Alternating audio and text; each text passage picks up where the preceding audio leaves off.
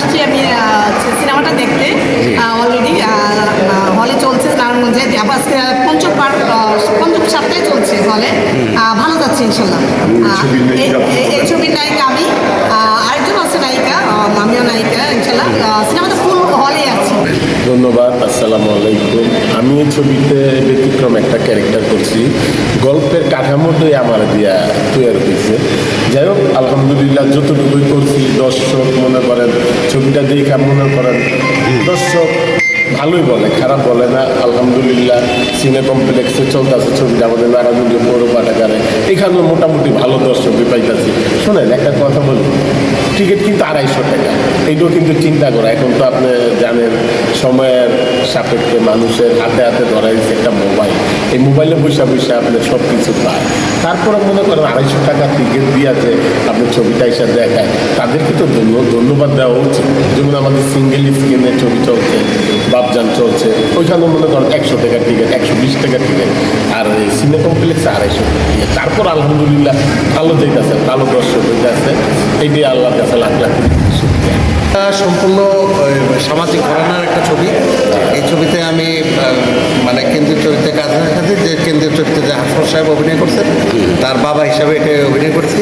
এবং তারা আমাকে যে পরিচালক এবং আমাদের হাসপাতাল সাহেব যিনি প্রযোজকও বটে, ওনারা যে আমাকে আস্থায় রেখেছেন, এই জন্য আমি তাদের কাছে কৃতজ্ঞ। এবং আমার একটা মানে কাকতালীয় ব্যাপার আছে। আমি যখন স্কুল লাইফে নাটক করছি তখন 9-এ পড়ি, কখনো আমাকে বাপজান চরিত্রে অভিনয় করছি স্কুল লাইফে। তারপর আমি প্রথম যখন টিভি নাটক করছি সেখানেও আমাকে বাবা করছে, এবং কাকতালীয়ভাবে মিলে গেছে যে আমি এই ছায়াছবিতে আমাকে বাপজান ক্যারেক্টার পেয়েছি। যাক, আমার পড়ে খুব ভালো লাগছে, আমি স্যাটিসফাই। তো প্রথম চলচ্চিত্রে ইতিপূর্বে আমি আরও 2টা চলচ্চিত্রে অভিনয় করছি। এই চলচ্চিত্রে অভিনয় করাটা মানে আমার কাছে খুব ভালো লাগছে যে বাপজান চরিত্রটা করছি, এবং আগের 2টা ছবি রিলিজ পাইনি। তা আমাকে তখন বোদ্ধা অনেকেই বলছে যে আপনি এই ছবি রিলিজ পাবে, যেহেতু আগের 2টা রিলিজ পাইনি, এটা রিলিজ পাবে।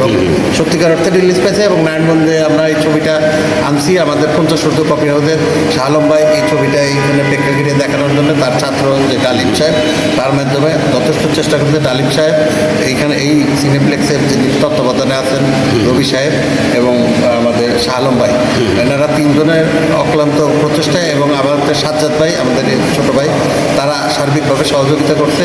এবং আর সংবাদপত্র জগতের যারা রিপোর্টার, তারা ব্যাপক সহযোগিতা করছে, যার কারণে আমরা এই ছবিটা এখানে দেখানোর সুযোগ পাইছি এবং আমরা এই ছবিটা দেখাচ্ছি।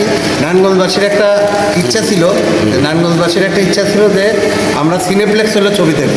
তো তাদের দাবির প্রেক্ষিতে আমরা এই সিনেপ্লেক্সে। দর্শকদের কীরকম সাড়া পাচ্ছে? দর্শকদের মোটামুটি সাড়া পাচ্ছি।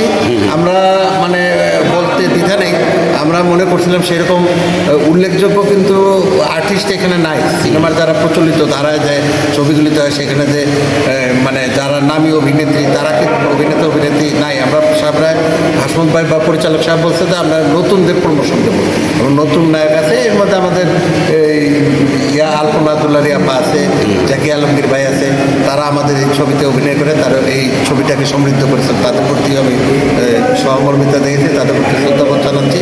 সর্বোপরি ছবিতে সামাজিক ঘটনার ছবি, এমন ছবি যেটা বাপ ছেলে মেয়ে পরিবার সহ মানে দেখতে পারবে, তা কেউ বিব্রত হয়ে উঠে যেতে হবে না।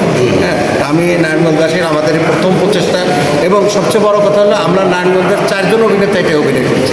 আমাদের পলাশ ভাই, হাসমত ভাই, আমি এবং আমাদের সঞ্জয় দা, আমরা 4 জন অভিনয় করছি। এবং আরেকটু সুখের বিষয় হলো যে আমাদের গীতিকার যে সুরকার রনি এই ছবির গীতিকার সুরকার এবং গায়ক, সে একটা রোমান্টিক গান গেছে, সুপার গান। তো এই গানের জন্য অনেকে ছবিতে আসছে। আমার এই নায়িকা একদিন বলছে যে এই গানের জন্য আমি এই ছবিতে অভিনয় করছি। যাই হোক, আমি আপনাদের সার্বিক সহযোগিতা পেয়েছি, নারায়ণগঞ্জবাসীর সার্বিক সহযোগিতা পেয়েছি। নারায়ণগঞ্জে যারা হলে এসে ছবি দেখছেন তাদের প্রতি আমি কৃতজ্ঞ, সকলকে ধন্যবাদ জানাই। এবং আমি নতুন অভিনেতা হিসাবে, চলচ্চিত্রের নতুন অভিনেতা হিসাবে আমার অনেক ত্রুটি বিচ্যুতি আছে, আমি নিজে ছবি দেখে অনুভব করেছি। তা আপনারা ভুল ত্রুটিগুলি ক্ষমাসুন্দর দৃষ্টিতে দেখবেন। ধন্যবাদ সবাইকে। আসসালাম।